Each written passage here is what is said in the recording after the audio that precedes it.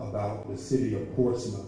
So would you give yourself a round of applause for coming out on tonight, doing your part, and stepping up.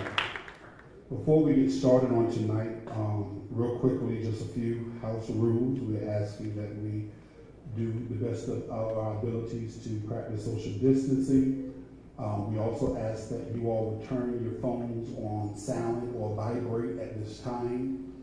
I believe the church, New First Baptist Church, Taylorsville, from their page, New FBCT Portsmouth, is live streaming for those of you all that have family members at home that would like to have been here, but for whatever reason, they can't be here.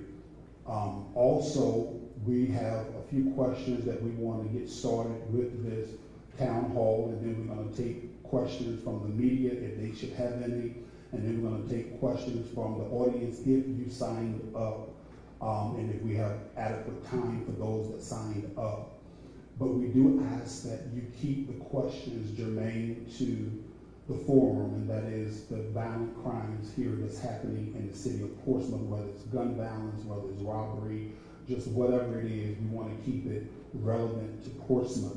We do want to be respectful in our dialogue towards each other, and we also want to be respectful to our leadership of our city, regardless of whether we voted for them or not, or whether we're in support of them.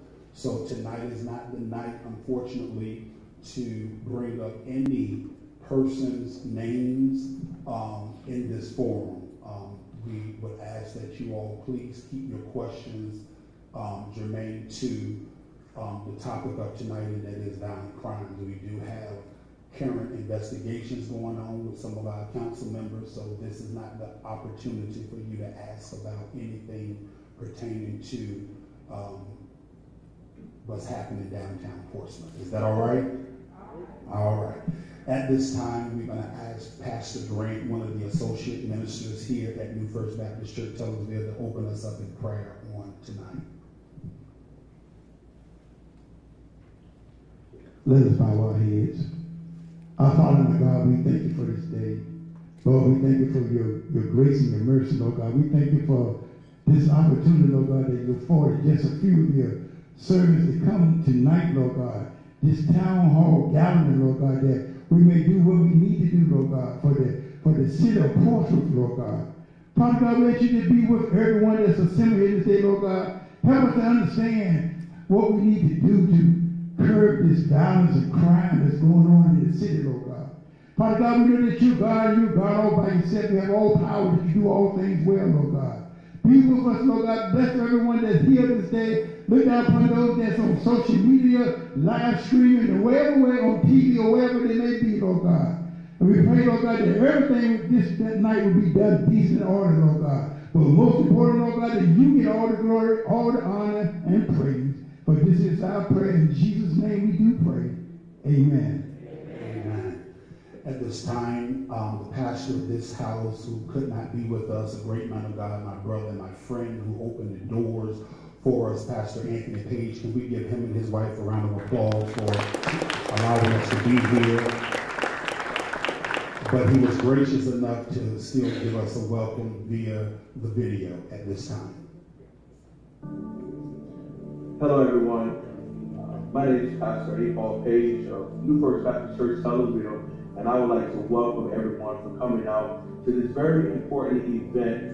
And it's an honor and privilege of our church to be able to host this town hall on violent crime. So we want to thank God for our organizer, Bishop Barry Randall, as well as to all of our special guests and panelists. Thank you to everyone who decided to show up so that we can, as a community, talk about this important issue of violent crime. Not only is this issue important to all the members of New First Baptist Church, Taylorsville, as we're part of this beloved community, but it's particularly close to the Page family. For March 11th of 2021, approximately around 5:32 in the afternoon, my wife and I, our oldest son, Kirk Anthony, was murdered. And so it's a senseless crime, and it happened right in front of our home. And so this particular issue is very close to us, and it's part of now who we are. And so the pain and the trauma that we experienced at the loss of our son we don't want anybody else to experience. So we hope tonight that as we come together as a community, as we give our questions to the panelists, and as they give us the answers, that once we leave this place, that this will not just been a gathering where we've done a bunch of talking, but there will be some real results in our community, in our neighborhood, so that we can save another life. And so my prayer tonight is that God would bless us, that we would be clear, didactic, but yet tactful, that we will come to a real resolution so that we can be just like the Lord's Prayer. Thy will be done on earth as it is in heaven. And we want to thank God that we serve a God of peace. And so to everyone, once again, welcome to New First Baptist Church, Sellersville. I apologize that I could not be there. My lovely wife is there. I'm representing my family, and there's plenty of members of our church staff and officers who are there to assist in any way that they can. So we pray that God will bless you richly, and we hope to see you all very soon. Take care now. Have a beautiful evening in the Lord, and that's as a community. Have a blessed conversation together. Take care. Amen. Thank you.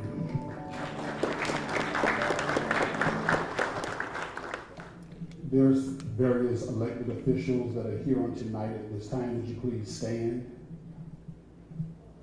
I believe we have Senator Spruill, we have Delegate Cliff Hayes, the Honorable Vernon Tillage. I thought I saw him come in from Portsmouth City School Board. Thank you so much. And the Honorable Bill Moody from the Portsmouth City Council. And last but certainly not least, the mayor of this city, our mayor, Shannon Glover. Come on, give them a round of applause.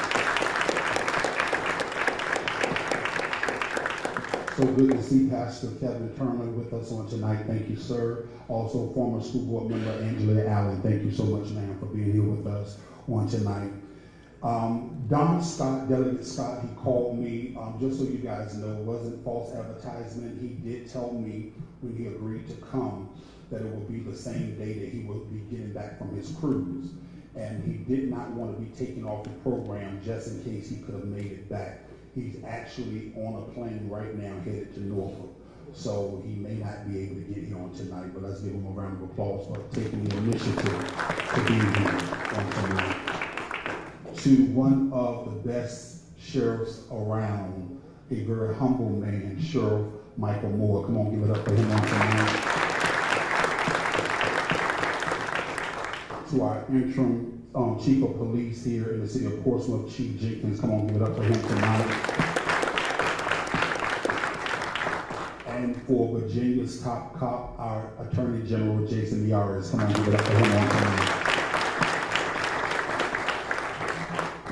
I'm going to allow the other moderator to introduce himself, my friend and my brother, Thomas Turner. Go ahead, brother. Well, thank you so much, Bishop, and thank you all for Turner. And I am with the Western Tidewater Young Republicans, and I'm the Southern Regional Vice Chair of the National Young Republicans, and I'm just thankful to be here and to be a part of this discussion here. And thank you to you, Bishop, for working with me these past few months to bring our top cop to Hampton Roads. All right, thank you, sir. All right, well, let's get down to business again. Just a quick rehash. Please turn your cell phones on silent or vibrate. We have a few questions just to get the conversation going, and then we're going to hear from those of you all that signed up to take questions, and also we will take one question from the media per station or media stream or publication. All right, and each gentleman, you get 2 or 3 minutes to answer this question, and we will start with Sheriff Moore. With Portsmouth being the smallest of the 7 cities that make up Hampton Roads, why do you think the violence is as high as it is? And what can and should be done to curb this uptick in violent crimes? Good evening, everyone. And thank you, Bishop, for the invitation to this forum. I think it's definitely hopeful we'll move forward after this and see some positive things really begin to change. But as it relates to Portsmouth, I think any time that you have a city, whether it's a small city like our city or a much larger city like Norfolk, anytime you have a spike in crime, and really spike in crime might be the incorrect word to use. I think it's a gravitation of crime because we've always had issues throughout the years with crime of some sort. What has made Portsmouth stand out, I guess, among the other cities is, of course, we're under 100,000 residents in the city. And then the violence that has happened earlier this year and spilling back into last summer with young people. That has been the most noticeable thing for me in all my years of being in law enforcement, is to see people, young folks, 13, 14, 15 years old, meeting their end by gun violence. So I think that is one of the reasons that the light has shined more on Portsmouth than in the other cities, is simply because of the age of the young men that have lost their life in the last 24 months in the city. Now moving forward, because I'm not the type of person who is going to forecast or talk about the things that are happening, because everyone in here is pretty much intelligent. They know the condition of this city, the Hampton Roads area, and this nation, period. But moving forward, what can we do to curb the violence? That cannot be on the shoulders of law enforcement, first responders. It has to be everyone involved with a concerted effort to really do their part. Because, and I'll give you an example. When I was still employed as a federal agent with the ATL, I was stationed in Detroit. And everyone knows the history of Detroit. Large city, huge crime problem. But one of the things that we did was to really get integrated in the community. And when I say integrated, of course we talk about community policing. Easy to do. One of the things that was required of the people that I supervised was, and it was a requirement, to get out, get in the neighborhood, go door to door and knock on the doors, pass out your business cards. You're going to get a lot of people that will take your business card and will call you.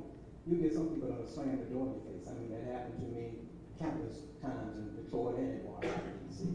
But we have to make the effort to get into the communities. Because we do community walks in conjunction with the police department after a major incident. But we have to be able to get ahead of that.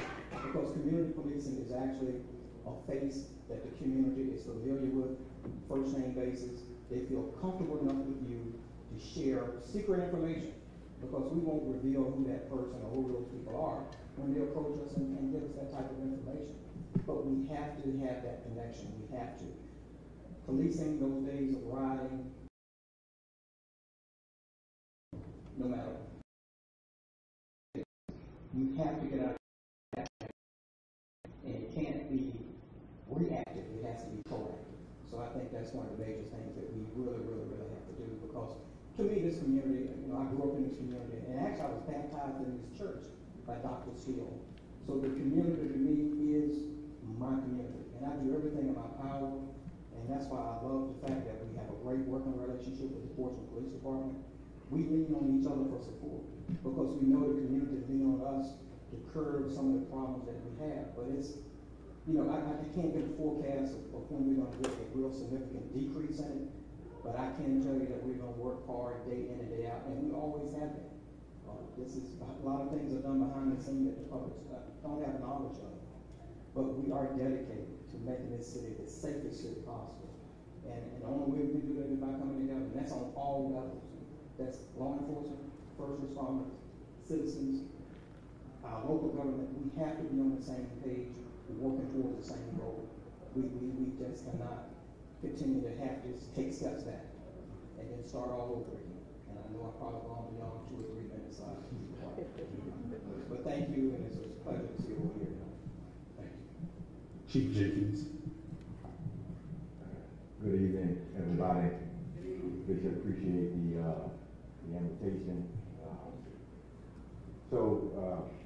Portsmouth is the smallest of the 7 cities, and one of the things that's important to remember is that we are a thoroughfare to many of our larger cities, and people going in transit to Norfolk, Virginia Beach, or to Suffolk oftentimes use our thoroughfares and our highways to get to those places.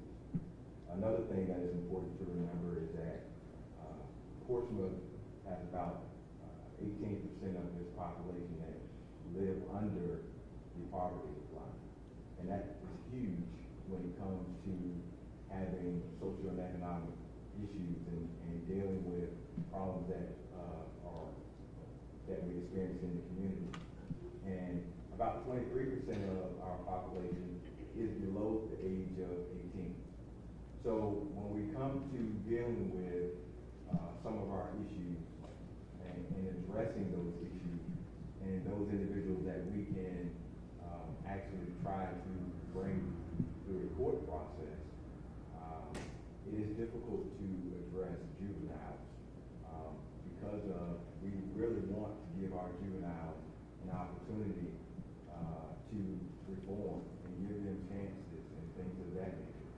And so that is one of the issues that we struggle with, not only as a community but as a nation, with trying to get a hold of our youth and get them on a better direction.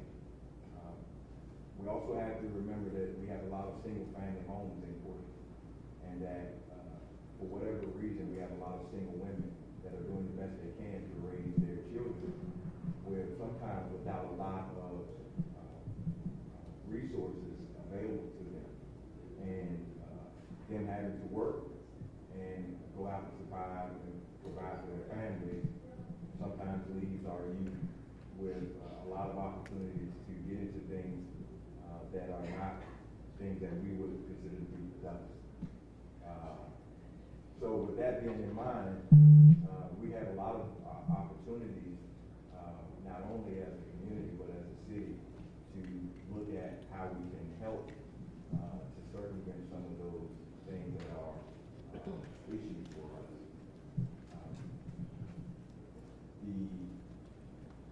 As Sheriff said, when it comes to how we get out of this situation, part of that is involved or has an interest in saving not only Portsmouth, but we have to really rededicate ourselves to addressing these problems. It is not the police department or any other law enforcement issue alone to address. We cannot do it. Unfortunately, law enforcement oftentimes is a reactive in our responses. You call, we come. It's already happened. But before it happens, somebody is there that sees it. Somebody is there that often has an opportunity and sometimes even films it. But you would be amazed at how few times that film or those conversations get shared with the police department. That cannot happen if we want to stop and change the narrative, and we want to see our youth, not to see our youth die in the street. We see now on social media grown men standing around filming women fighting. And we look at that when there was a time when we stepped in and broke that up. We cannot continue to do that. We have to step in and get involved in our community. The men have to say, enough is enough, and reach back to these young men and grab them and say, let me help you, let me help tutor you, let me show you a better way, let me help you learn from the mistakes that I've made, and help put them on a better path. But again, it's going to take all of us to be able to do that. And I thank you. Thank you. And gentlemen, they're asking for the purposes of social media so they can hear you all. If you all could hold the microphone a little closer to your mouth. Attorney General Myers. It is an honor to be here. I'm Jason Yares. This is such a complex issue, but if you think about what we've come through as an American family the last 2 to 3 years, we've been through an enormous amount of trauma.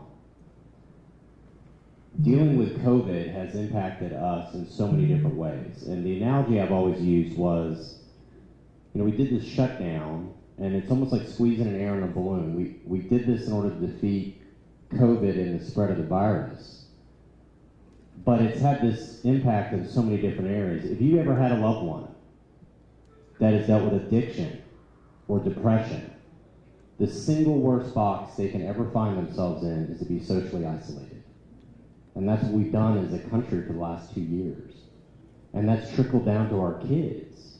And in reference to that, I was in a meeting with so many people he was saying in the activity, too many young people seeking money for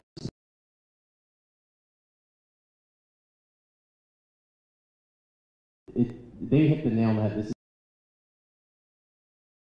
at home. And as a teenage boy, that's a hard thing because you're desperate to know what it is to be a man.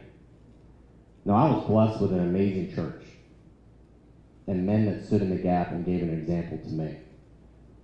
So you can't have a solution without having the church. And some public officials don't like to say it, I'm saying it. The church has to be part of the solution.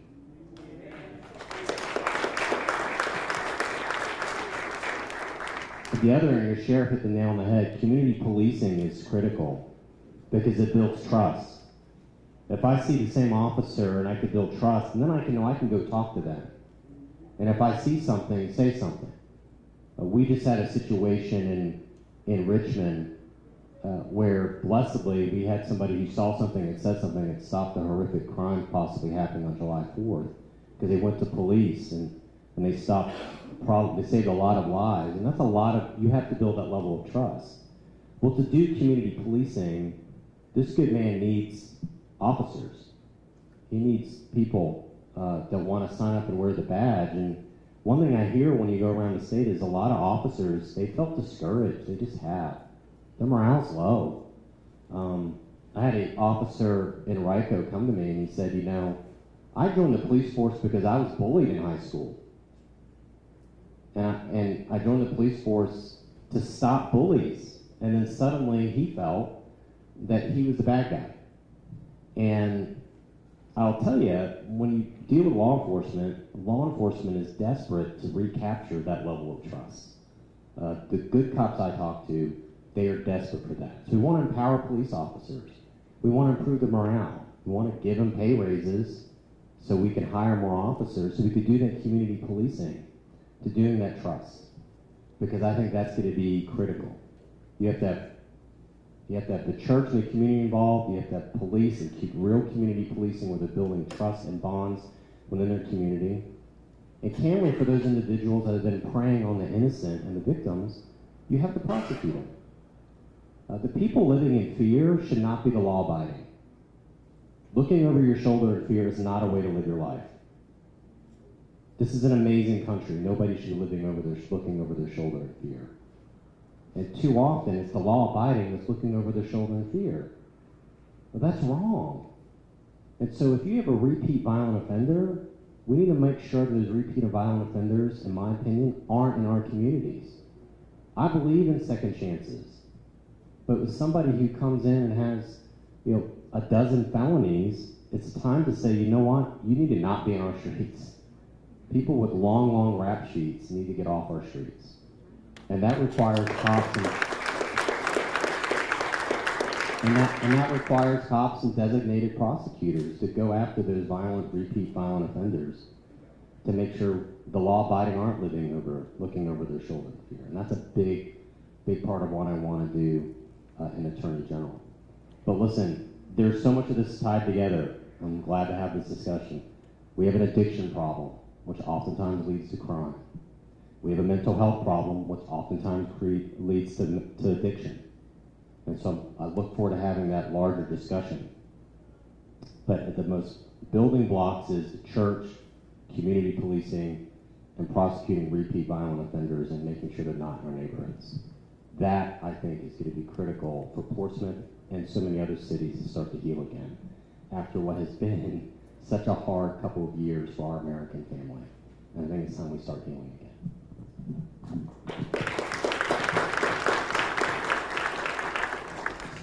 Second question. What role should the local government play in protecting the citizens of Portsmouth? And can more be done? Sheriff. What time does this end? 8 o'clock. We have to have a government that have a daily conversation. First of all, first responders, and equally along with the citizens. Because the moment that you lose the ability to listen to not listen to the concerns of the citizens, we pretty much behind the eight ball. So what local government can do to really assist with the issues that we have day in and day out with the rise in crime is to really, really take a deep and hard look at what does it take to recruit good people in law enforcement, and also on the flip side of that, to also retain those people. Because one of the issues, and I speak on behalf of the sheriff's office, one of the issues I have is I've had some outstanding deputies to leave my department just in the last 2 or 3 weeks because they were out in Chesapeake and were going down 64 and they see a sign, recruitment sign from the Chesapeake Sheriff's Office, starting pay $50,000. Portsmouth Sheriff's Office is the lowest paid sheriff's office in the area, $34,000. For all that we do, because historically we've been responsible for court security, jail, correction security, and civil process. So I have deputies out that risk their life day in and day out. And it has been a struggle to have a legitimate conversation to increase that pay. And I'll give you another example. The majority of our pay comes from the state of Virginia, but the city pays a supplemental portion. I've only been in office 4.5 years. The supplemental pay has not increased for the sheriff's office in over 20 years. 20 years.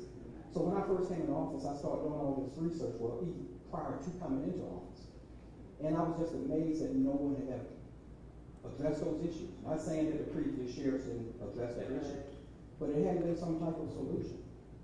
So all of that falls back on when we talk about community policing, because we can have all the organizations in the community to address different issues. And they're good, they're sports programs, they're mentoring and tutoring programs, but those programs cannot function at full capacity until we really control the issues in the streets. And that's another thing that I think, and I'm not shifting this all on local government because it's all our concern, and we should all be involved in making those changes. But until we can really put comparable people with a badge and a gun to patrol and to really, really be a part of our community, we're going to be fighting a losing battle. I just believe in just being honest and truthful with you, because that's what it's going to take. It's going to, and I know we can't put a money value on everything, but I've been in this profession for almost 40 years, and I see the neglect in law enforcement, and first responders in particular, all of us. And until we can get good people and keep and maintain good people and really get into these communities with those good people, we're going to constantly have these type of forums. Because I basically made a promise that I'm not going to do any more news conferences, whether it's with the police department, the state police, or the federal government, until I'm able to stand before a camera and I can report to the citizens of this city the good things that are being done, that we're moving in the right direction. Because again, we always talk about the talk, then once we leave here, what is done? What changes? So we have to change in the way that I approach crime. Because it's not all about being out there handcuffing someone's child and taking them to jail. What are we going to do to prevent that? So one of the things that we did when I came to office was to really start the DARE program. And when I thought about and started discussing with certain people about the DARE program, 4 out of 5 people that I spoke with were negative. They said, well, you know what the statistics show, that it doesn't really work. But I want someone to show me the statistics that says it did not work. So how do you gauge that when it did not work? Because I think anytime you can reach a child at a very early age, you're going to have a positive impact on that child. And one of the things I did when I lived in Detroit was, again, I didn't have a whip, but I suggested to my employees, go to a school, have lunch with the kid, elementary, middle school, high school, mingle with them for the good of the community, so they can get to know you. Because once you sit down with a child, they'll tell you everything, and you're going to run out of time if there's some of the stuff they're telling you. But that's how you get into really the community, not to use them as a person to provide information to you, but to show that relationship, that you are a human being, you do have concerns about their future. So that's how I decided to start the DARE program. And to me, it has been successful. Because anytime you can have one kid that you can turn that life around, it's worthwhile. And one of the other things we've done is evaluate that program. So now there's a need for that program at your middle school before these kids get to high school. Because you're talking about kindergarten to third grade, okay. But after the third grade, you really need to reach out to them again. So hopefully, with the assistance of this superintendent next school year, we may institute a DARE type program for 6th and 7th graders. Because we think if we can grab them before they get into high school, because I think that's a critical age also. So we have to be willing to try. We're going to try everything we can to reach these kids. And one of the other things that we really saw a need for was, okay, I'm responsible for corrections. So I felt an obligation that once you serve your time, you should go back in the community better off than what you were when you came to our facility. So we started a reentry program. That reentry program helps them with the proper identification when they leave our facility, because we want to make sure they have somewhere to stay. We want to make sure they have the medical they need. Because if they don't have those bare minimum things, guess what? I will see them again in very near future. So that reentry program is critical because it teaches them the computer skills, how to fill out applications, and we try to help them with job placement. And one of the programs that we actually started was we had actually hired formal inmates to work in our community service unit. So we're trying to give as much as we can back to the community. We approach crime from many different angles. It's not all about putting handcuffs on people, but it's about really getting into the community to help all these organizations across the city. And that's one thing I would like, when I'll shut up again after this. That's one of the things that I would like to see, because we have different programs throughout the city. I think at least once a month we should come together, whoever head those programs, to see what they offer, to see what someone else offers, and bring those programs together. Because as an example, we run a tutoring and a mentoring program at our Sheriff's Academy 6 days a week. So I would like to see those groups that have the sports teams, the basketball, the flag football, whatever, meet with us and channel those youth, those young people, from the football and basketball court to the mentoring and the tutoring program, and then we can send them somewhere else. But as long as we keep them in that inner circle, constantly working with them and on them, and the other key aspect, the component that goes along with that, we have to be able to reach those parents also. So we aren't just talking to these kids, because Bishop Bear Around is a huge part of this program. And it has been real successful to the point of, I don't really have a percentage, but say we got 10 kids, 8 out of the 10 kids have seen a rise in their school scores since participating in the tutoring and mentoring program. So those are the angles that we have to approach this. It's not one magical thing that's going to get us out of the problems that we have with the crime and the rise of crime. But we have to hit it at all the different angles and try our best. And if it doesn't work, we just go back to the drawing board and try something else until it does work. Because that's how important the community is to everybody that's in here, because you're concerned about your community because you're here tonight. But that's what we're trying to do, is really make it a safe place, but we have to really approach it at many different angles. And of course, we're going to get discouraged. We're going to get disgusted, but we just can't give up. So keep coming.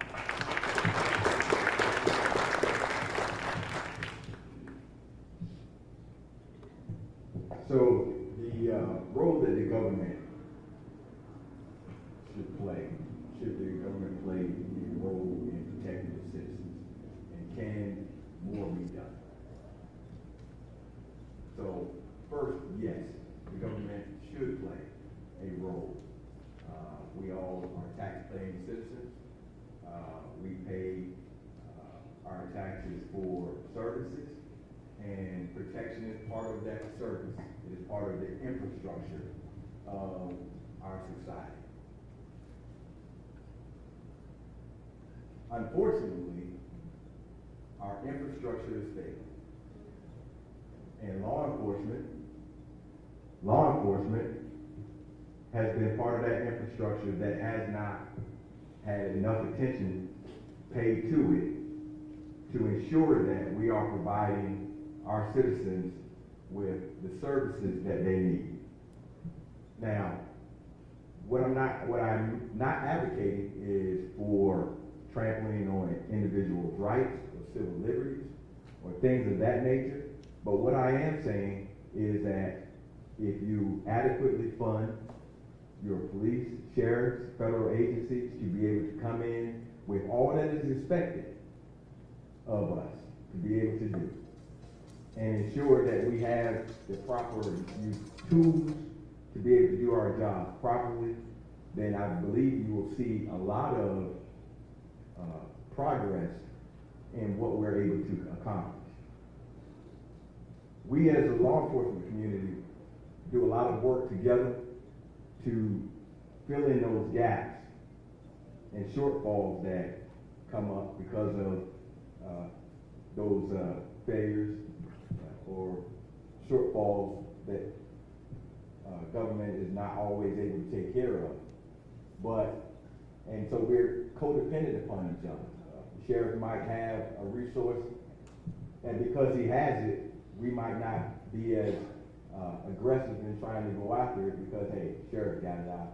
You don't mind, I'll borrow yours for a little while. But that's what we have to do, and in order to get this job done and to continue to try to make our city and our streets safer. But the other part of it is that we really have to, as a government and as law enforcement, look more at and evaluate how we police our communities. We have to invite the citizens into the departments because the police department is the citizens. And we have to ensure that we are policing our communities in the way that our citizens expect to be policed. And that means providing the services, that means being where we need to be, that means doing the proper things when we're supposed to be doing, and making sure that we are being seen in the community and are part of that community. We talk about community policing. It has been part of that slogan that's been touted for the last 30 or 40 years. But there are very few departments that implement it properly across their department top down.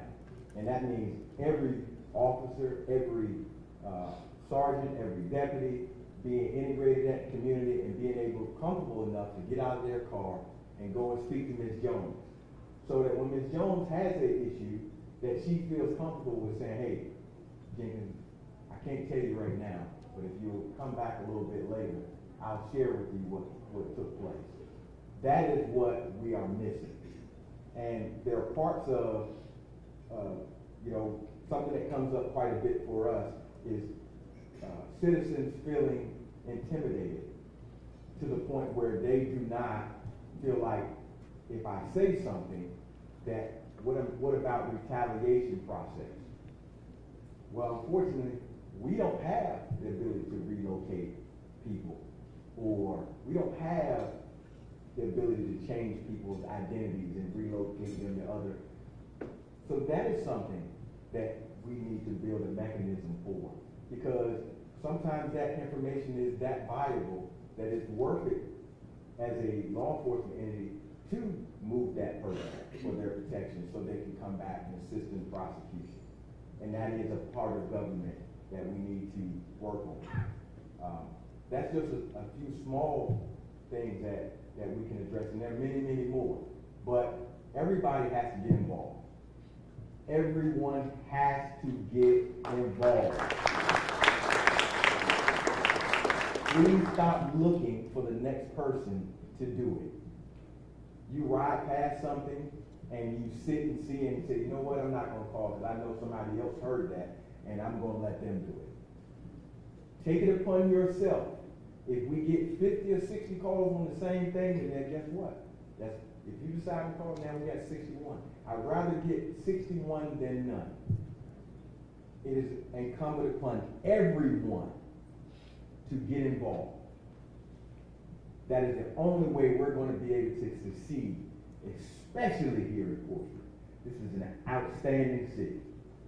I've spent the last 20 years of my life dedicated to this city. And I can tell you the potential of this city. But if you don't believe it as the citizens of this city, then we're twice defeated already. It is time to get involved and stop letting those small bad actors take over and act as if they run the streets.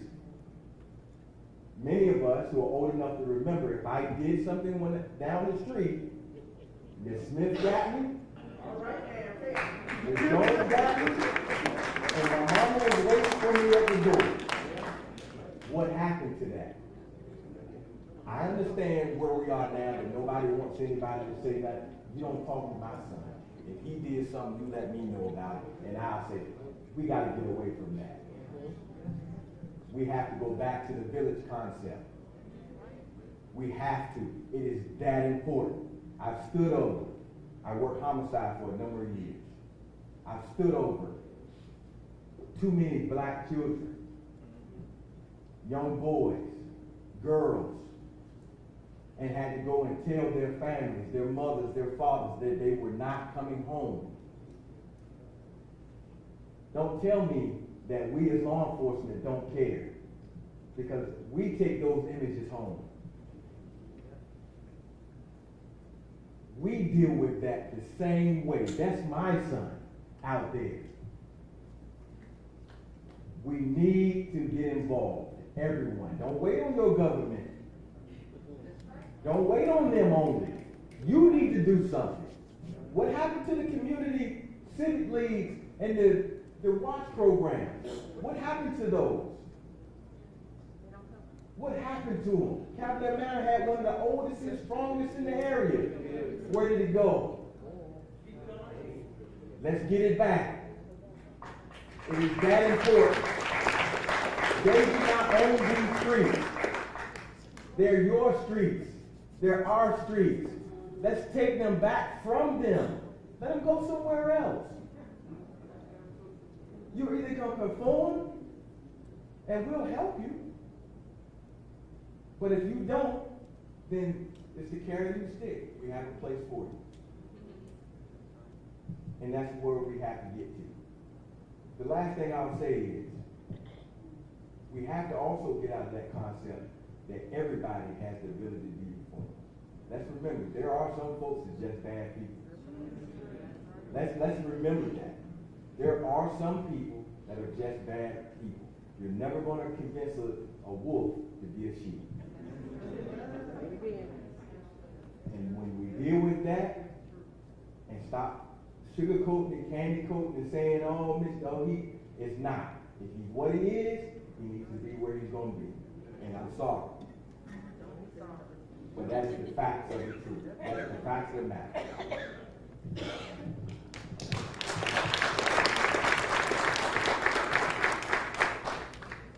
I could listen to him all night. I think going back to the question of what can local government do, I would say your budget shows your priorities, candidly. I know at the state level, with bipartisan support, we passed a state level budget that gave pay raises to state police and law enforcement. But on the local level, when I hear your local sheriffs starting out at $34,000, that means for a family of 4, they qualify for food stamps. That's tragic. Absolutely tragic. I think to the chief's point, on a community level, 50% of Americans do not know the name of their neighbors because they're on this. And so that sense of community, I had a tough Cuban mama. I also had a lot of neighbors that kept an eye on me. And they called my mom, but they saw me out in the street past midnight, past curfew. And that sense as well, I think, is desperate. We've lost our sense of community and neighborhood. I don't think it's going to be easy. I do think going back, I think the church is going to be critical. I think locally, one of the things we can do, and something my office is talking about, is about 6 years ago, we had a multi-jurisdictional grand jury with Portsmouth and Chesapeake and other cities that allowed both my office and other CAs to impanel grand jury to go after these really, really bad actors. And that went away about 6 years ago.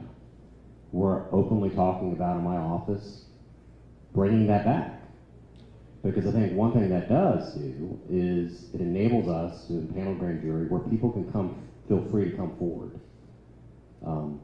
You can do prosecutions in Portsmouth and impanel the grand jury, say, in Chesapeake. And Don Scott's not here, but I have to give him a shout out. Don is very passionate about getting money in for victim witness protection. And I give him credit for that. I think that's something that all of us can get behind, because officers can't do their job unless they have witnesses that are willing to come forward and talk. And going back to just, local government appreciating making in their budget as well a priority. When I go to work in the morning, I put on a tie and a coat. When these gentlemen go to work in the morning, they have to put on a bulletproof vest just to go to work. In other words, they have a job unlike any other that we have in this country. And they're the ones that are the first to rush in.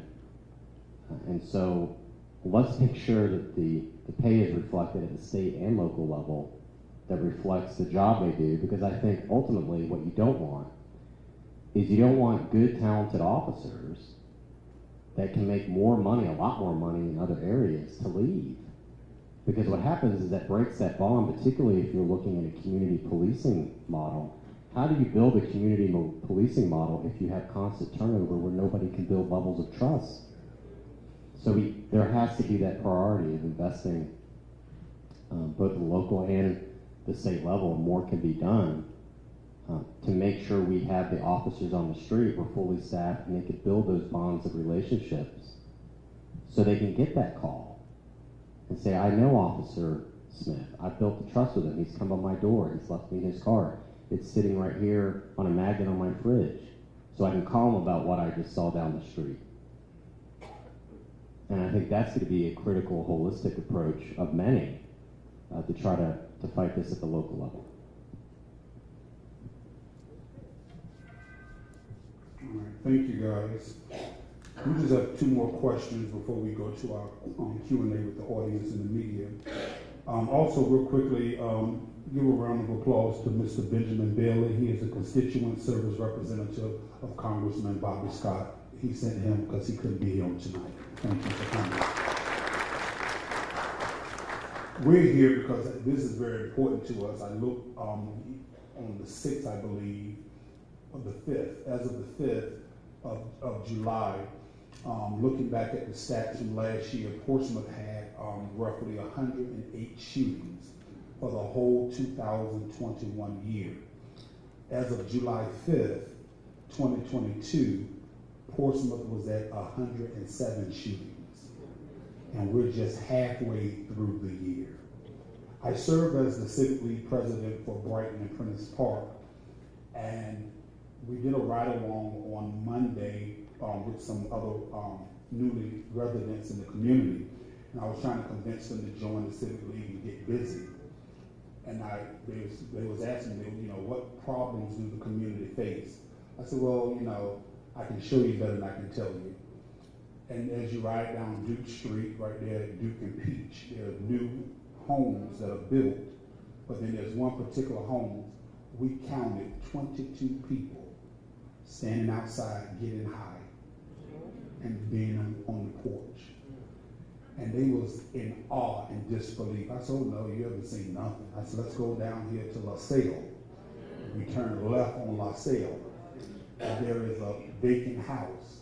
And there were 17 people standing out front, prostituting, getting high right in front of us, using the drugs right in front of us. And they were scattered all about. These are the things and the issues that plague our community. And one of the reasons why these things are important to us, because we don't want to become like certain cities in Los Angeles and certain counties and cities in Chicago, to where even the police are afraid to go into certain parts of the community.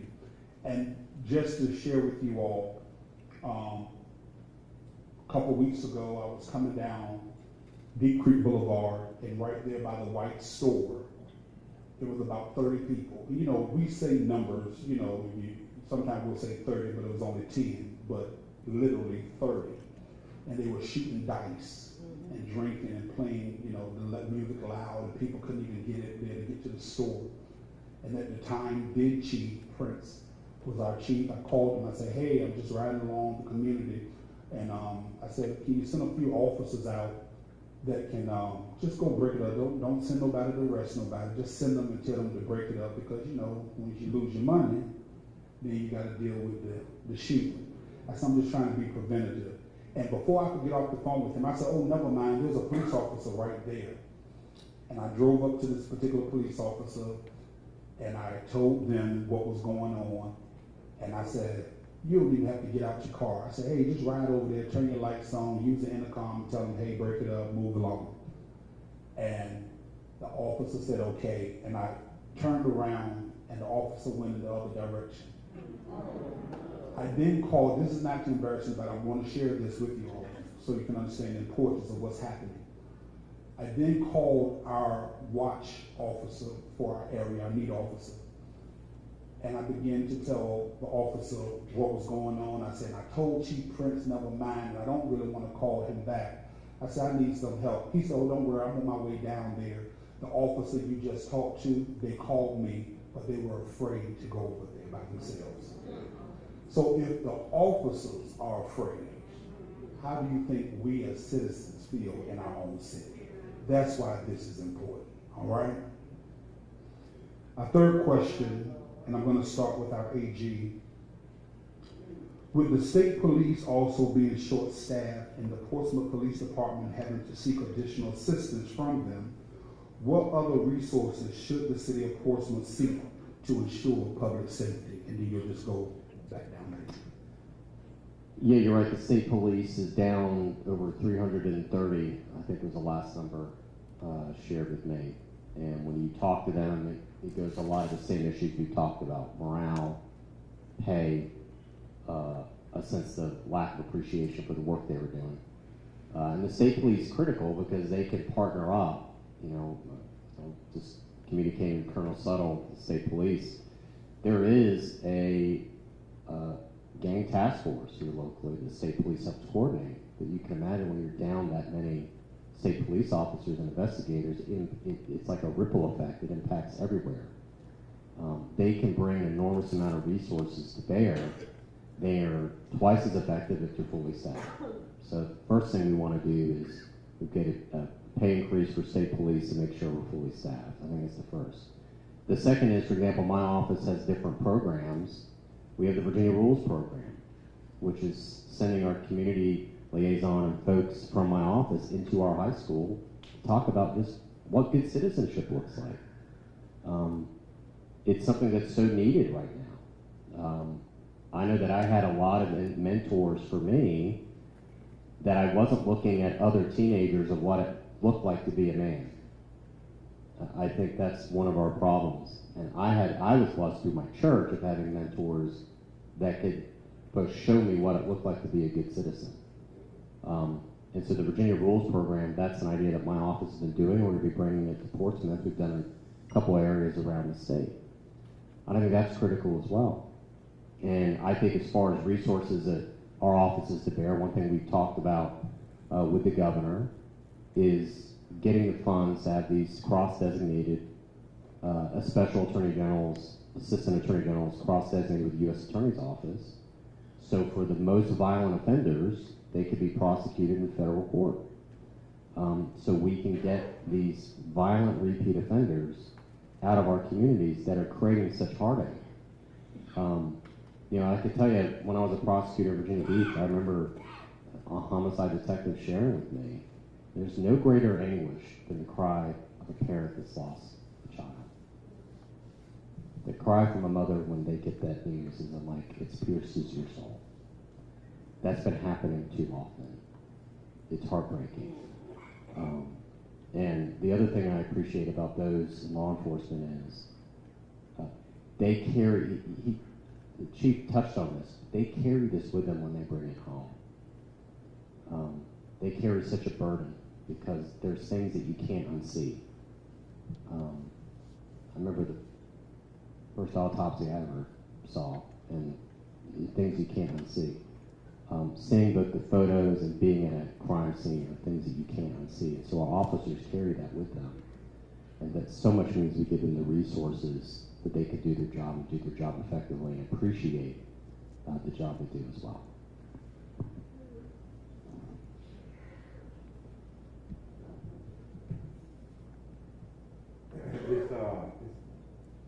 it's ironic we have this question added to this forum. Just yesterday, I met with Major Sterling of the Virginia State Police, and she was here offering services. In spite of the fact that we are down in numbers as a profession, this is the amazing part about law enforcement. And some of you may pick up on what I'm about to say because you might have heard it before. But the value of our organization is not in members, but in men. 8 thoroughly immersed in true spirit is a far greater asset than 80 with lukewarm enthusiasm. So I say that to say this. When we have some dedicated people in Portsmouth, I want you to explain about your officers here. You have some dedicated officers who put it on every single day. And in spite of the fact, and we know, we hear it, we're short.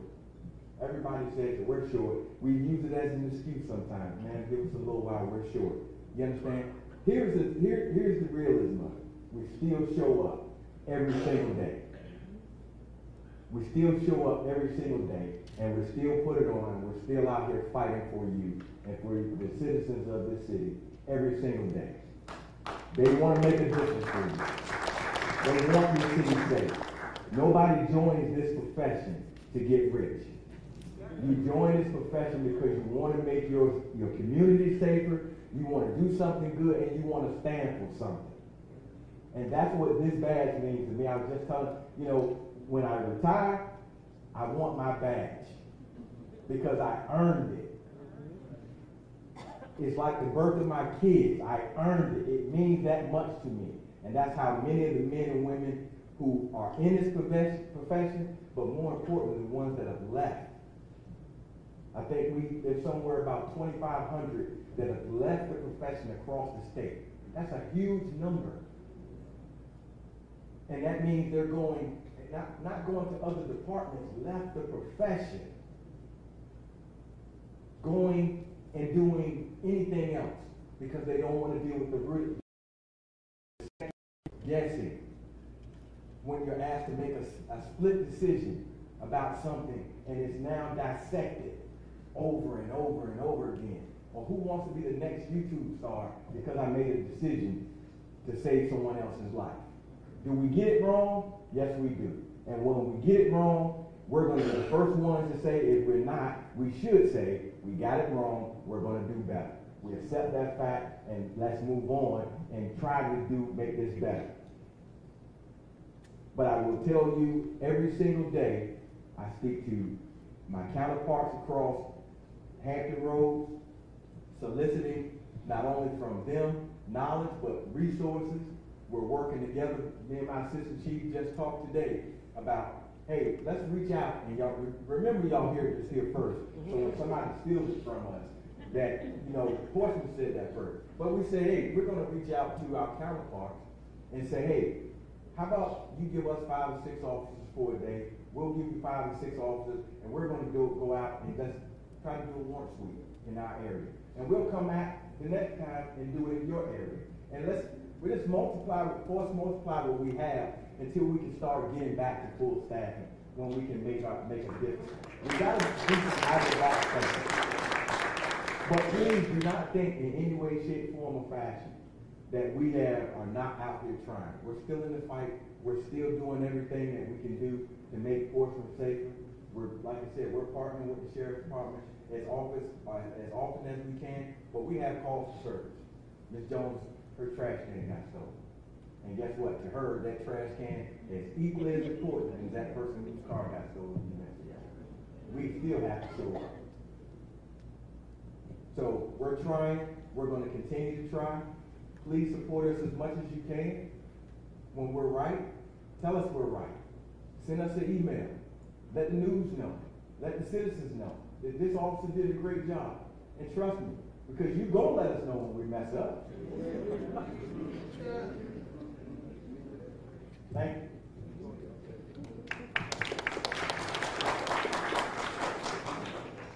Just to follow what Chief Jenkins said, we really don't get into how short we are. because we know the concerns of the citizens of this city is not how short we are, but what can we do with the manpower that we do have. So the key thing for us, again, my primary functions in the city of Portsmouth is court security, corrections, and civil processing. Civil processing, that's the deputies that you see throughout the neighborhoods, serving papers, put appear in court, those type of issues. So we want to use those deputies and any other deputies that we have that's available to be on a support role to the Portsmouth Police Department. So our role is to support. We know about the shortages. We just don't dwell on it. Because again, the key thing is to make sure that the citizens know, well, we might have 5 people and be 25 short, but those 5 people are going to work just as hard as the 25 that we're missing. So that's our role, is to give that constant support, and hopefully we can make a dent into the crime before this summer is over. But I think by us partnering together and partnering with the community, those are the 2 key elements. I mean, we can't do any of this without your support, your help. And you picking up the telephone, just give us a call. And I know Chief Jenkins and I know Chief Prince did also.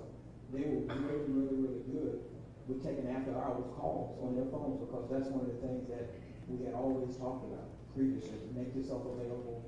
I don't mind giving. I think everybody in Portsmouth pretty much has my number. And when citizens call, they expect you to be able to respond. Not the next morning, not in the next 2 or 3 hours, but right then. Because again, no matter how minor the issue they're having at that moment, it's really important to them.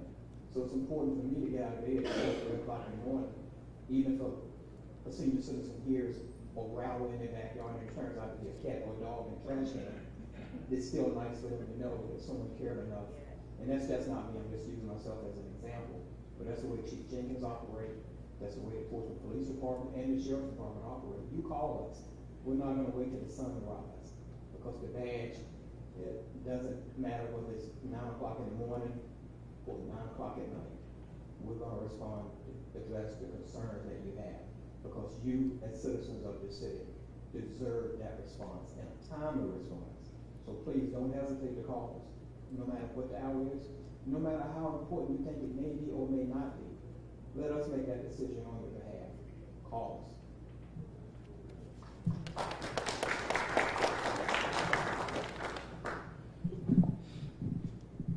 Final question of the first 4.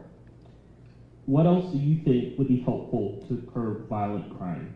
Mr. Attorney General. I think there's a couple things we could tackle. One, I think you have to recognize we have a mental health crisis that is going on. It is, I said it in my opening remarks about our American family going through this immense trauma, getting through COVID, the social isolation that just breeded addiction and depression and what that has led to. I don't think you could tackle this without looking at the mental health aspect. Because we have a lot of officers that have to issue TDOs with somebody who's in a mental health crisis, where they have to travel and wait for a bed to open, sometimes in some areas 48 hours sitting in a hospital where they could be on the street. Reforming our TDOs, I think that's critical. I think going after these violent repeat offenders, I think it's going to be critical through our U.S. Attorney's Office. We have individuals that are taking these Glock switches and they're taking these handguns and turning them into essentially machine guns. That's illegal under federal law. Our prosecutors can do them, but they need help. So that's what we're coordinating with the governor to get these specially designated prosecutors in these areas. It's the one thing I've heard often from law enforcement is we want to go after the repeat violent offenders and get them off the street. And then the third is, I think, as I said before, and I'll say it again, the role of the church. One of the tenets of my faith is Imago Dei. It's just a Latin phrase, but it simply means image of God. And so one of the central tenets is every child I meet, every person I meet on the street has amazing intrinsic value. They are loved by their Creator. So many young people need to hear that because they're lost and they're hurting. They come from brokenness. They come from homes of addiction and depression. And right now they're seeking respect from all the wrong areas. And so that message, I think, is such a critical component as well. Mental health, going after the repeat violent offenders, giving law enforcement the support they need to do their job so they can get fully staffed, and then a revitalized church that's going to reach our youth. I think those are going to be the four things that would be the building blocks, I think, to a safer Portsmouth and a safer Virginia.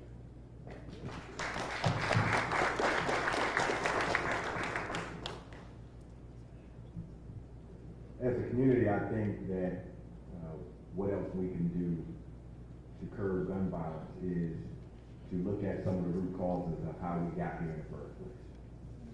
There are a lot of issues that we have turned a blind eye to, and we have to realistically address those issues. We have to give our youth, we have to give our fellow citizens opportunities that they've been lacking. There are situations where, especially now, where we have a shortage of elderly people who are willing to go to work. We need to reevaluate how we educate our children. There's nothing wrong with going to school to be a plumber. The last time I called one, I felt like I had major surgery. There's nothing wrong with the shipyard right now is crying out for people to come and take some of these viable positions where we're making $50, $60, and $70,000 over the course of time. We help to curb gun violence by giving people other options. Hurt people hurt people. And when we don't give our opportunity, we don't give our folks, our youth opportunities, they feel hopeless and they do things that sometimes and oftentimes end up in violent situations when sometimes they were just trying to make it to another day. It makes no sense that a kid's only meal sometimes is when he goes to school. That makes no sense, especially when we throw away millions and millions of pounds of food every single day. We have to take a more holistic approach to dealing with our community. And I'm going to be very candid, and I may offend someone, but let's be honest. Right now, we are in a situation where we have to be responsible for us. Don't wait for somebody else, and don't point the finger and say, it is that person or whomever. We have to be responsible for us. Period. There is so much we can do. And I'm not talking about Detroit, I'm not talking about Chicago, Richmond, Norfolk, I'm talking about Portsmouth. Portsmouth has so much potential to be one of the greatest cities, not only in the state, but in this country. The things that you have here in this community that you sometimes can't find anywhere else, but it starts with the community. And I see it when we have things like Sunset Fridays, and we have these community events, Trucks and Day, and so on and so forth, when folks come out of their house and make those connections back over again. You know, I often think about how we got to some of this point. For me, the privacy fence was one of the worst things we ever went to. Because when I grew up, I could see my neighbor, Mr. Gray, I could look at his backyard, and I could see whenever he was outside playing basketball, I could hop the fence. Then I could see the Morrisons, and I could see the Wilsons. These are the people we could all see in their backyard. But if something was going on, I could see that too. But we put up a privacy fence, and now you can't see. And now we blocked off that community involvement. Now folks move next to each other, and you never even speak to your neighbor. You never even wave to them. You never even have any conversations. But you wonder and say, when something happens, I know you saw something. Well, why would I speak to you when you don't even speak to me? I'm not giving anybody anything. It is important for us to get involved, folks. We need you, and I'm speaking as a law enforcement, as the interim chief. We need you to get involved. We need you to have some urgency right now to handle this situation. It can be done. The way that you eat an elephant, one bite at a time. We can get it done. But if you don't believe it, we're already defeated. Thank you.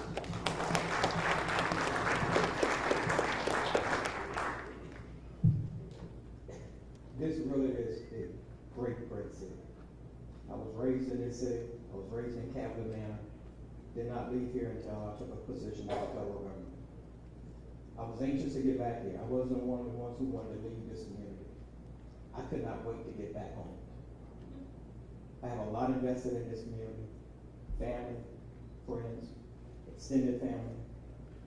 If we just pull together, it's so much that we can accomplish.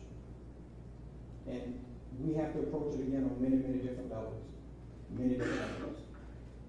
We have to help our adults. We have to help our senior citizens. You know, they're often forgotten about. And we'll also definitely have to help our young people. Because, you know, Fred Douglass said it many, many times. It is easier to build a strong child than to have to rebuild a broken man. So that's what we have to remember.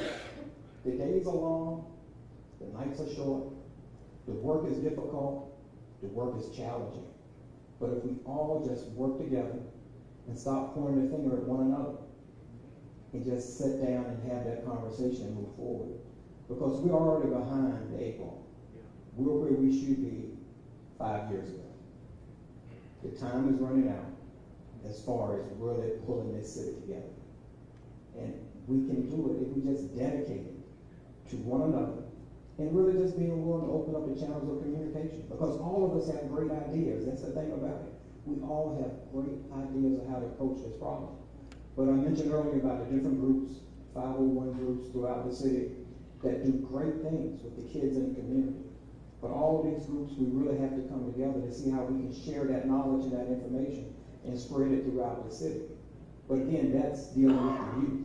We can't forget about the people my age, our age group, late 60s, early 70s. And we can't forget about our senior citizens. So it's collectively, every citizen in the city we have to be concerned about, and how do we go about helping them and giving them the assistance they need. And that all starts with communication. You know, I ride through this city every day. I go out for a late lunch, and I just ride around and I picture of how this city used to be. How you used to ride down High Street. You could buy a new car on every corner. There's not a new car dealership in the city, of course. You could buy a nice suit on every other corner, whether it was Harper's Men's Shop or Fines Men's Shop. None of those places exist anymore. So how do we get back to where we were? And that's going to take us working hard, working together, put our differences aside, and work on behalf of the citizens of this city. It's going to take everybody. It's going to take 24 hours a day, 365 days a year to get it done, to get us to where we should be. And we have to reach out and be willing to help people. One of the things that I see throughout the city, and the Attorney General mentioned it, and it's very, very important, mental health. We have so many homeless people walking up and down the street. And I stop and talk to them like every day.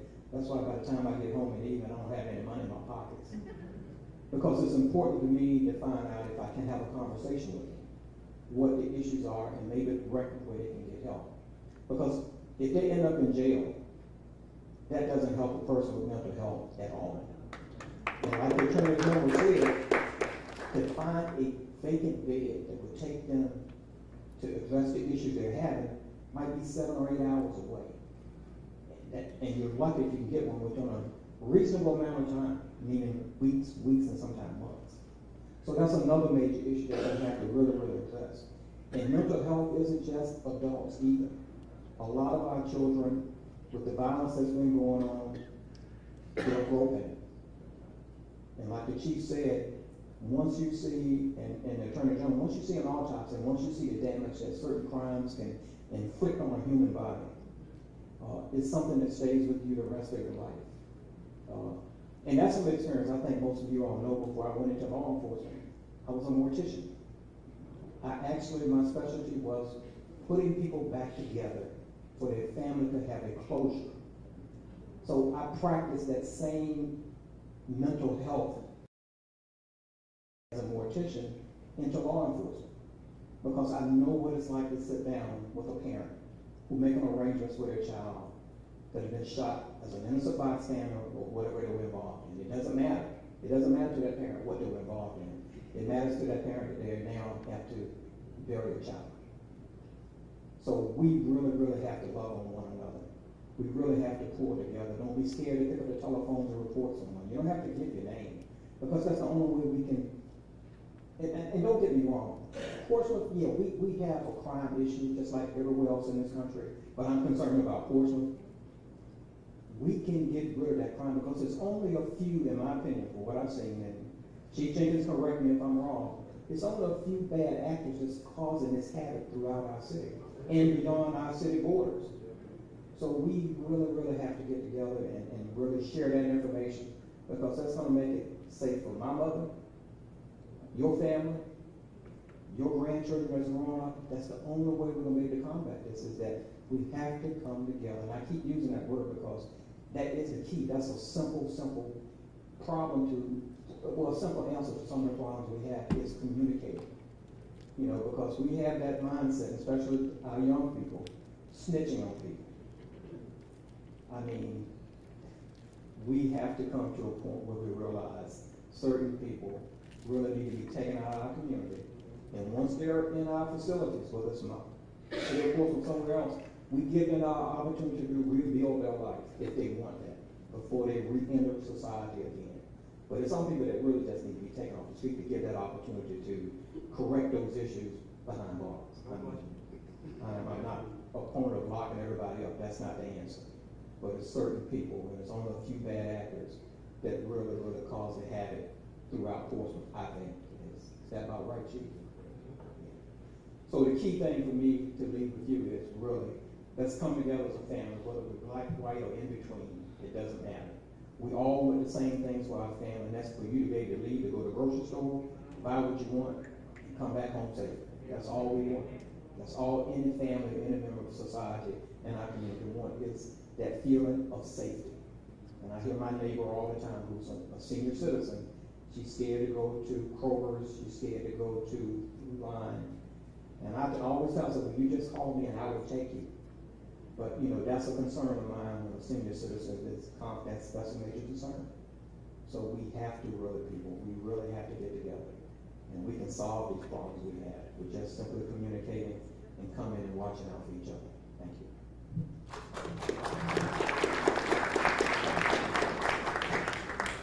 And listen, guys, it can happen, because those of you all, if you live in Portsmouth, raise your hand real quickly. Now, testify to this. We can drive around in Portsmouth and have our seat all the way back, no seatbelt on and all that, but going down George Washington Highway, and when you cross across that railroad track into Chesapeake, how do you drive? You sit up, you put your seatbelt on, and you drive 939. And you know why that is? Because Chesapeake don't play.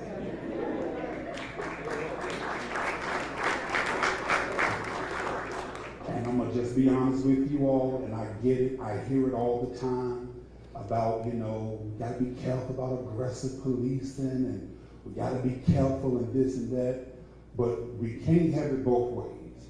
We can't say, and I want to be respectful because we're in the house of the Lord, but we can't say F12, and then when you're in trouble, you call them for help for 12. You can't disrespect the police. You cannot allow certain individuals in this city to always make you point the fingers at other races, because let me tell y'all something. I do not look at systemic racism as people priding their community. You have a segment of people, white individuals, that's not going to allow Hennessy and fish sandwiches to be sold on their street to 2, 3 o'clock in the morning. That don't make them racist. That means they love their community.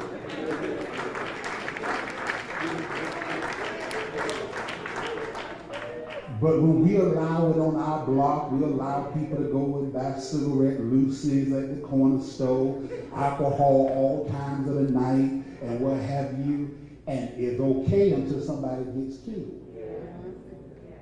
It's okay until it's your loved one. I heard these gentlemen talking about responsibility. We are the black people, and I'm going to say black people because when you look at the homicide rate in our city, when we have 35 killed in a year time, out of those 35, 34 were black, if not all 35. Year after year after year. And you know why that is? Because we have allowed our loved ones to bring ill-gotten gains into the house, and we love it, and we know they're terrorizing the community, but then when they die, we want to pay a preacher to get up there and lie with somebody and talk about how nice they was and how, come on people, we have to do better. It's called responsibility. If you know your child is a menace to society, then you need to go and seek help for your child.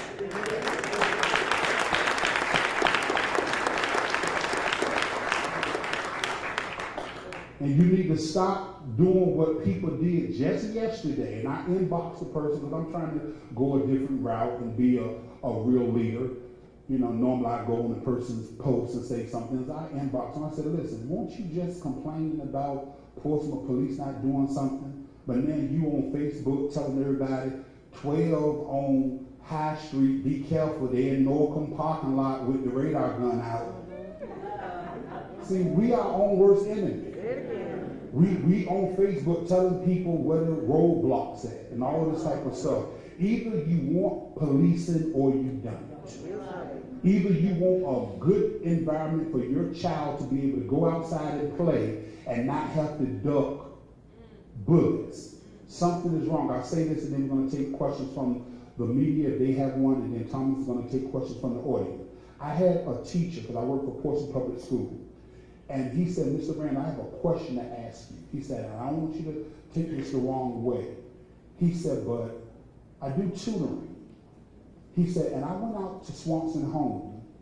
He said, and on 2 different occasions, they were outside shooting, and I ducked under the table, and the child that I was helping didn't even flinch. And the child told me, oh, they just shooting outside. He said to me, how is that normal? This is our reality as black people. He was a white man. This is our reality as black people of what's happening in our community that we as adults are allowing our children to grow up in.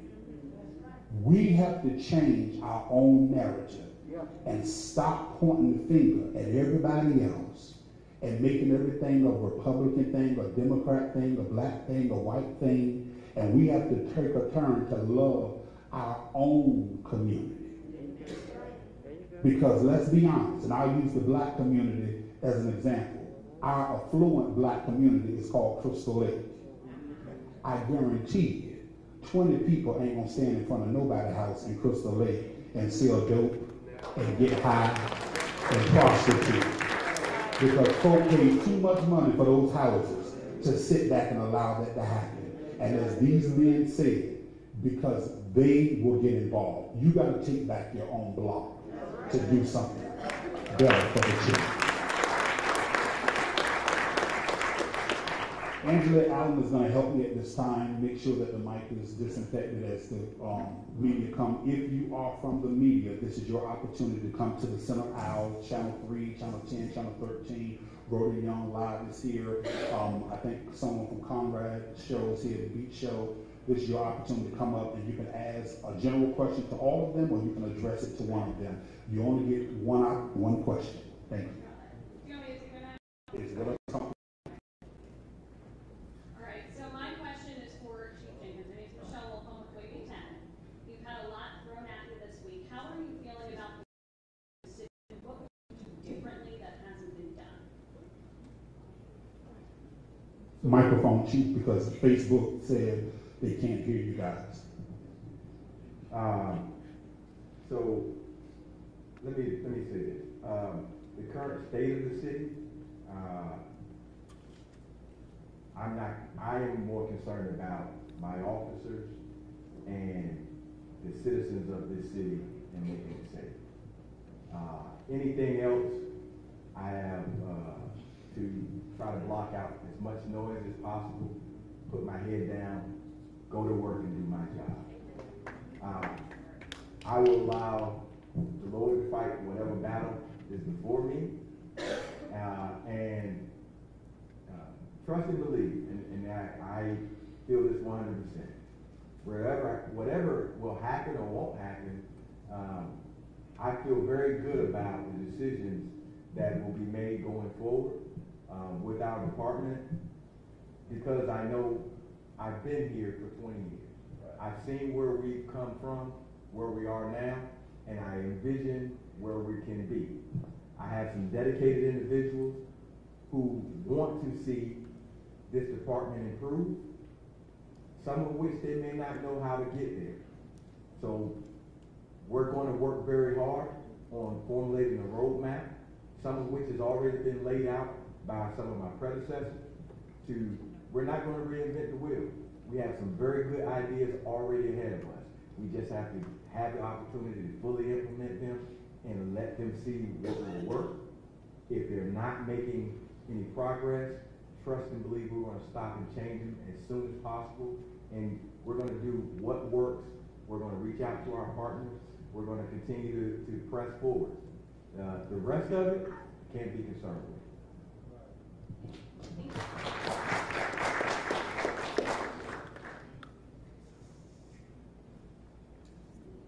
Hey, good evening. I'm Sarah Hammond with 13 News Now. Chief, this is probably a question for you, but really to any of you. We've gotten this question a few times. What role, how much of a role are gangs playing in this violence in the city? So I want to be very careful, and I need to make sure that folks understand. When we talk about gangs, okay, and the definition of a gang and everything that's associated with that, we have to be very careful how we label individuals. Just because you have a group of individuals that are hanging together and doing certain things does not necessarily mean that they're a gang. But that is an easy term to throw out. Yes, we have some gang issues. There was a shooting earlier part of last month that had the whole city in frenzy. And unfortunately, there was a series of events that came about thereafter that many people correlated to be a part of what they perceived to be gang violence. Unfortunately, what we couldn't say at that point in time is we had an individual that shot himself. We had an individual that was a victim of another shooting that had nothing related to this. But because of the social media frenzy and people's sometimes inability to decipher through certain things, it was all lumped together, and it's a gang war going on. Don't go outside, don't go to work, and that was the furthest thing from the truth. So, yes, we have some issues with some groups in our city that I would characterize with gangs, but everything that happens, every shooting that happens is not gang related. You know, there is such thing as, he did something to me, and I have an issue with him. And it's not figuratively, but there is such thing. Everything is not gang related. There is such thing as somebody's messing with my woman, or you stole my money, or whatever. And those things happen more often than not. And domestic, absolutely. Domestic, we can't forget about those. But yes, gang issues are amongst us. They're amongst all of us in Hampton Roads. Here's another part that because of how close we are in proximity, some of their people come over here, and some of our people go over there, and it spills over and it bounces around. And that's the reason why we have to be more collaborative with one another, because they oftentimes know their players more than we do. And so it's important for us to talk back and forth. Thank you so much. Yes.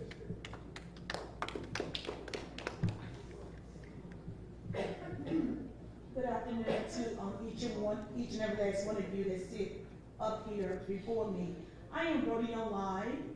I am a Black news entity out of Norfolk, Virginia, where I do partner with Portsmouth, Virginia Police Department, sharing their content for free, everything but murders, because I do not support murders. But anything else they send my way, I share it for free. They have programs, I participate, and I engage the people to come out and participate far as the citizen policing program. I brought out multitude of people to that program. As I sat here today, that like WAVY News 10, Channel 3, and also Channel 13 News, they painted their cameras, and the mayor sat me. As I painted my camera, he took his phone and covered his face up. If our leadership inside of the house is childish and not acting right, city councilmen fight, arguing, how do y'all expect for the citizens to act when they see the leaders of this community acting foolish as a child? I'm really young.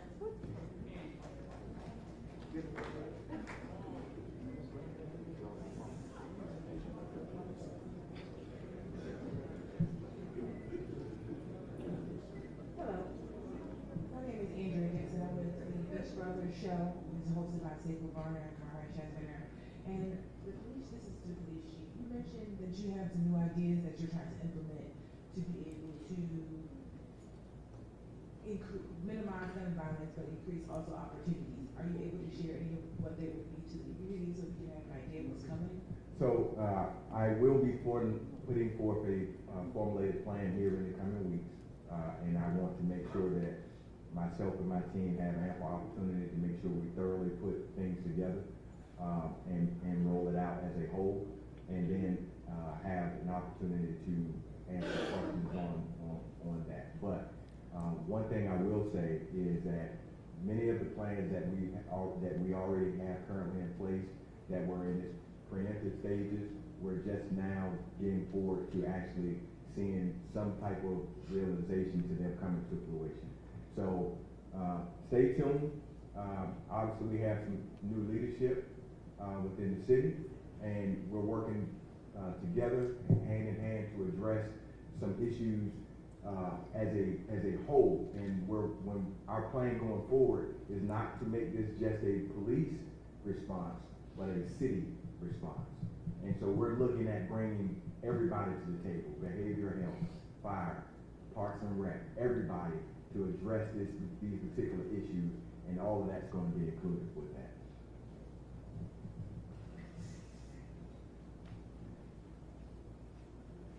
All right, Peter Dujardin from the Virginia Pilot and the Daily Press. Chief Jenkins, I wanted to ask this of you as well as to the Attorney General. So there's new state laws that went into effect about limiting traffic stops.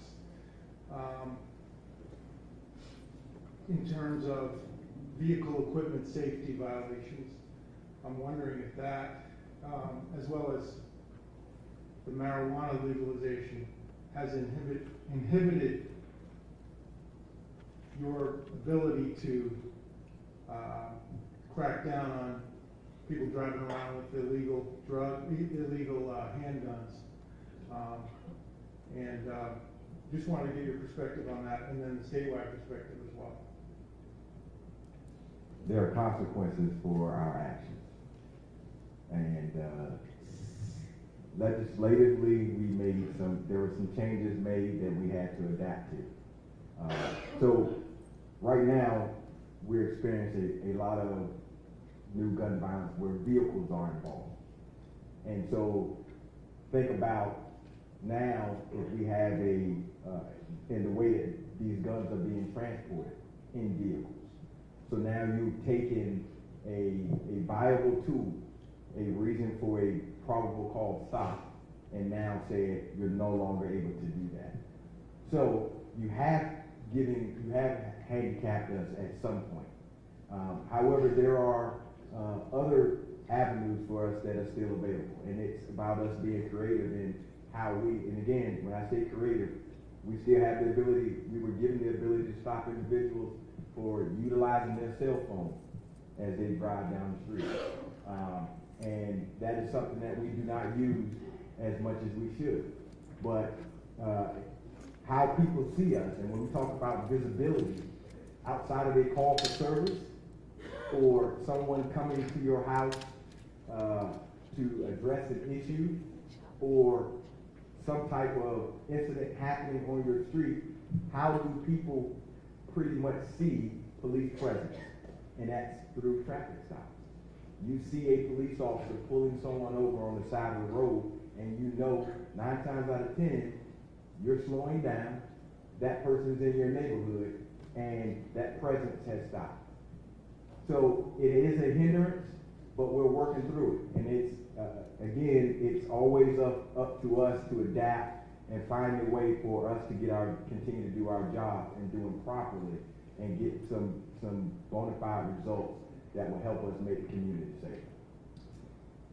Yeah, I mean, I would say from a statewide perspective, as I've met with law enforcement in really different areas of the state, this has been a hindrance for them, undoubtedly so.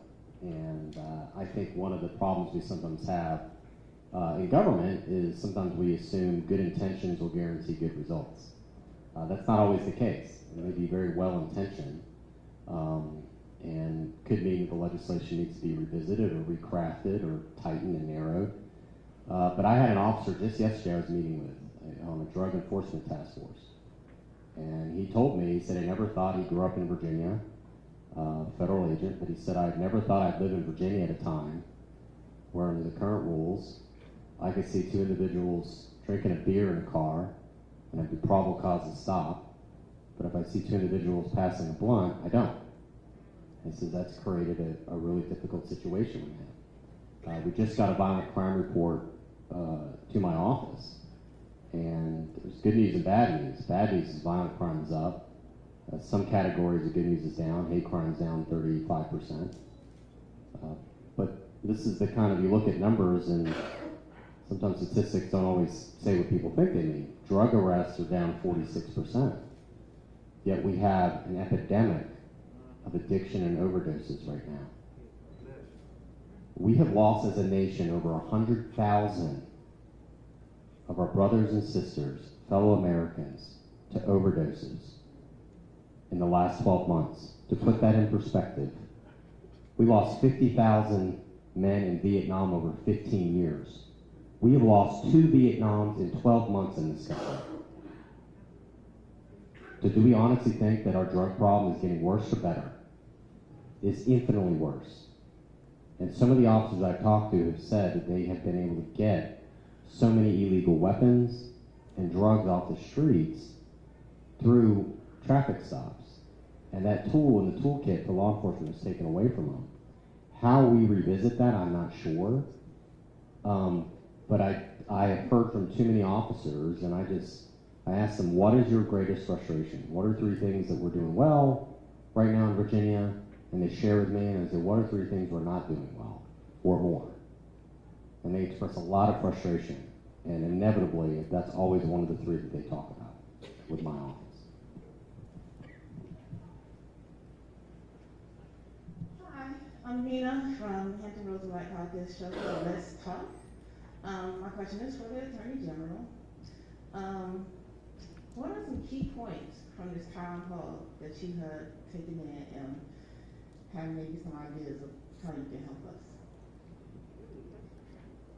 Well, some of it is points I've always known. I grew up in Hampton Roads. Portsmouth is a special city.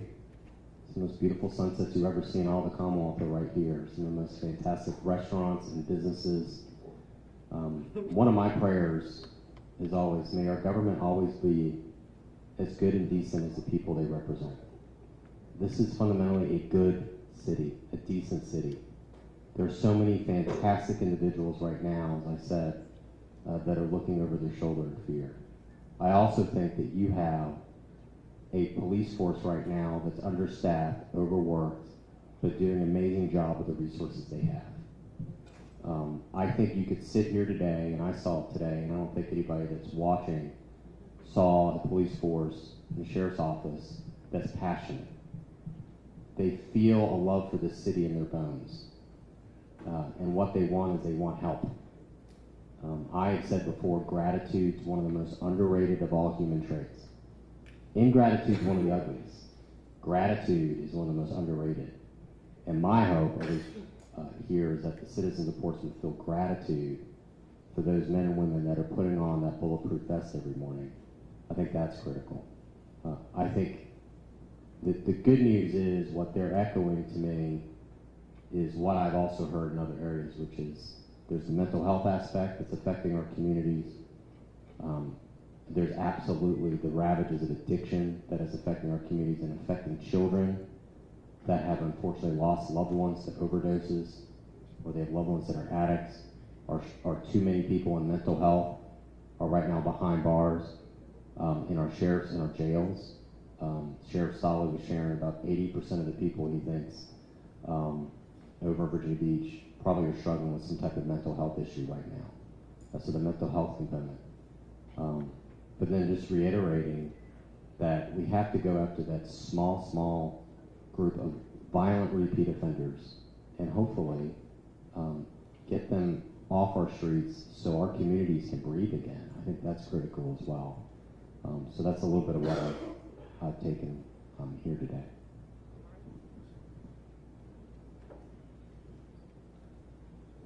How you doing? How you doing, Mike?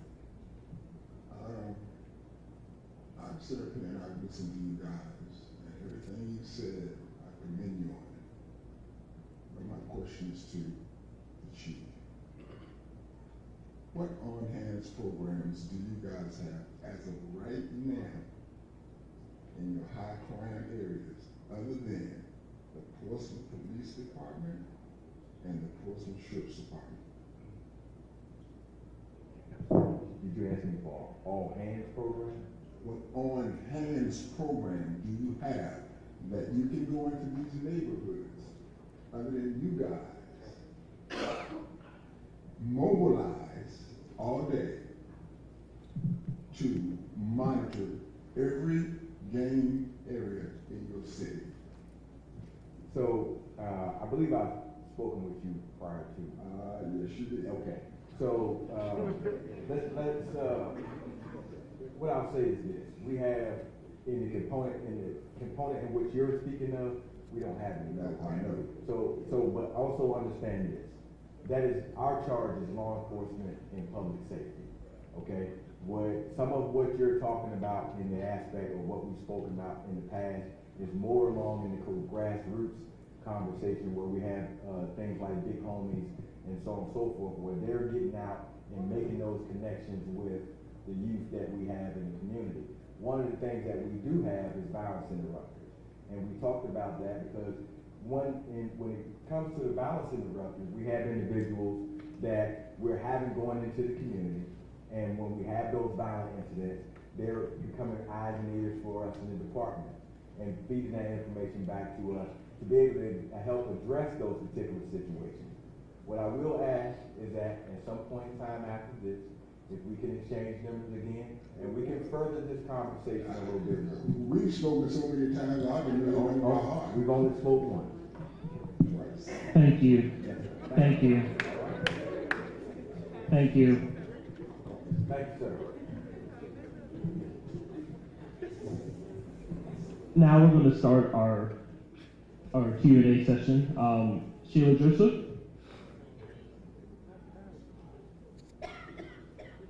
I'm going to move on. Paula Gatewood.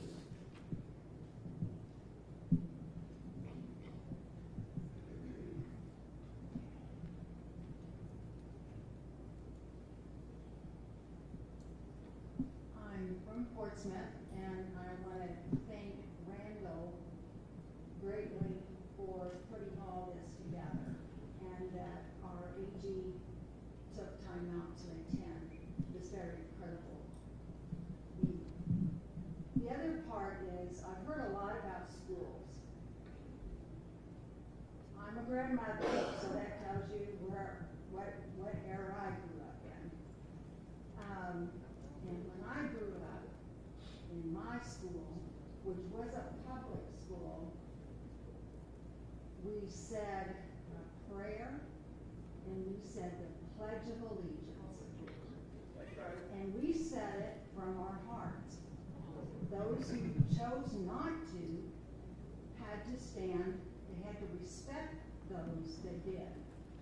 I'd like to know, what is a possibility of getting the Pledge of Allegiance and prayer back into our schools.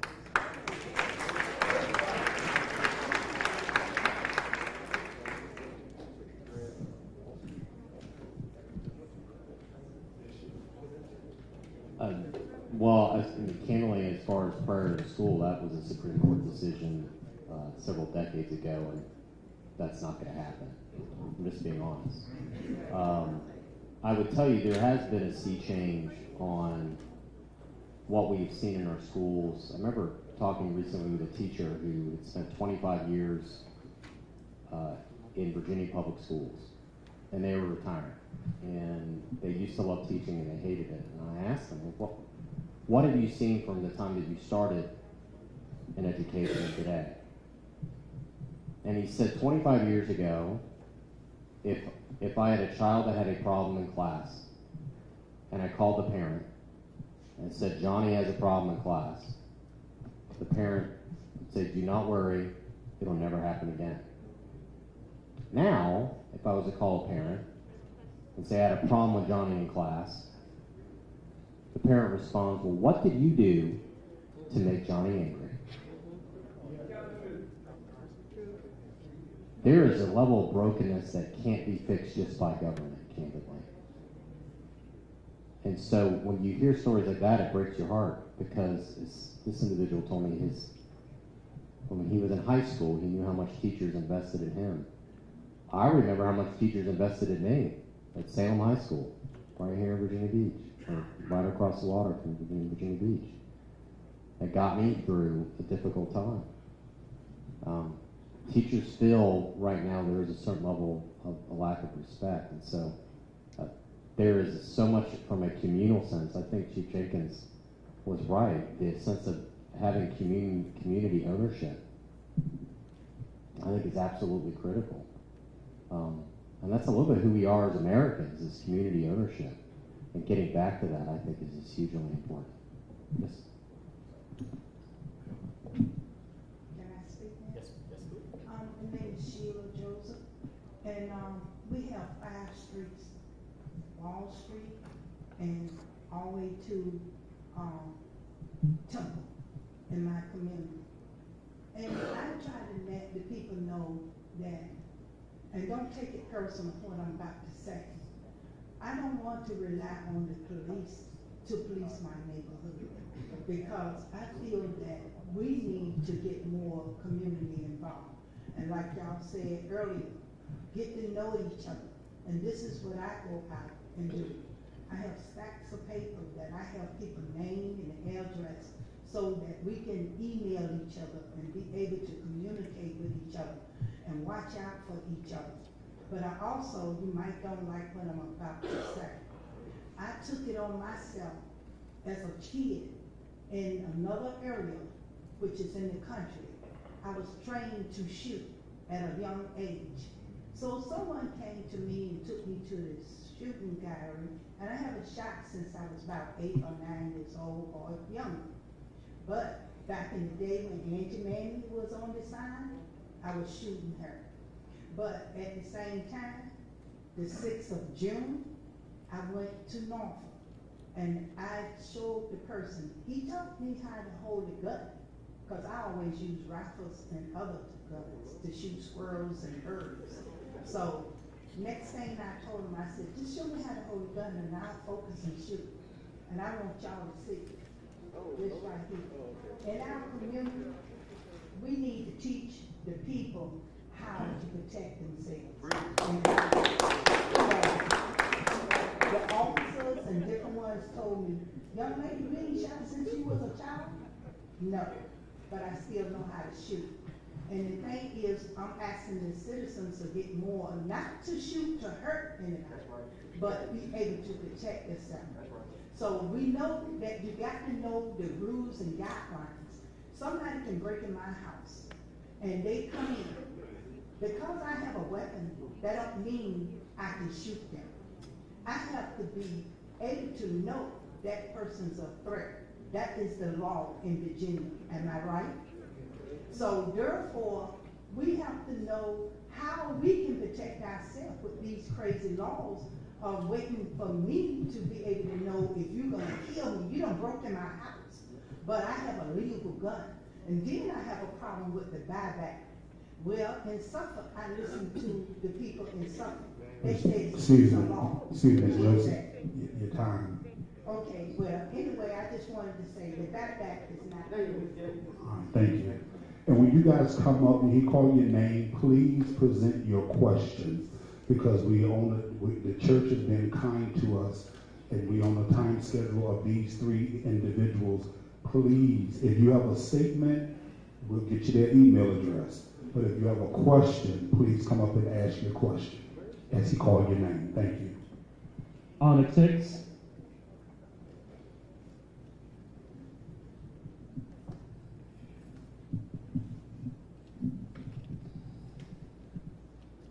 Good evening. My name is Lakeisha. I'm one of the VPs of the NAACP and current city council candidate.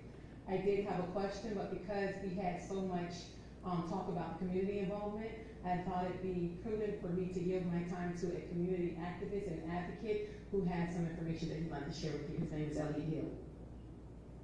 How everybody doing?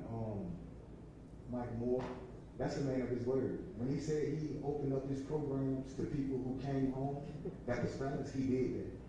And for real, he do try to get back to the community. My question is, the chief of police, we had Chief Prince, right, roll out a program, and he had an open forum just like this. And we asked him, that package ain't gonna work. And he didn't listen to none of us. It was me, Darrell Ray, a lot of community activists in the city that was telling him, your program ain't gonna work when you roll that package out.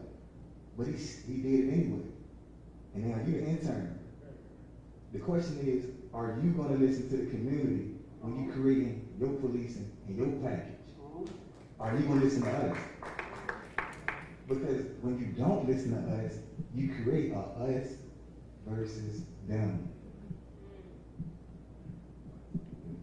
Question. Are you gonna listen to us when are we gonna have an input in your package? So my thought process is that in order to get through this epidemic that we have, that we're gonna have to work together.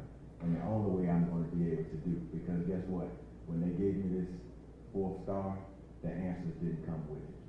So I'm dependent upon that feedback and those conversations in order to get this together. I don't have all the answers. So yes, I'm inviting anybody that thinks they have a solution that I would like to listen to it here.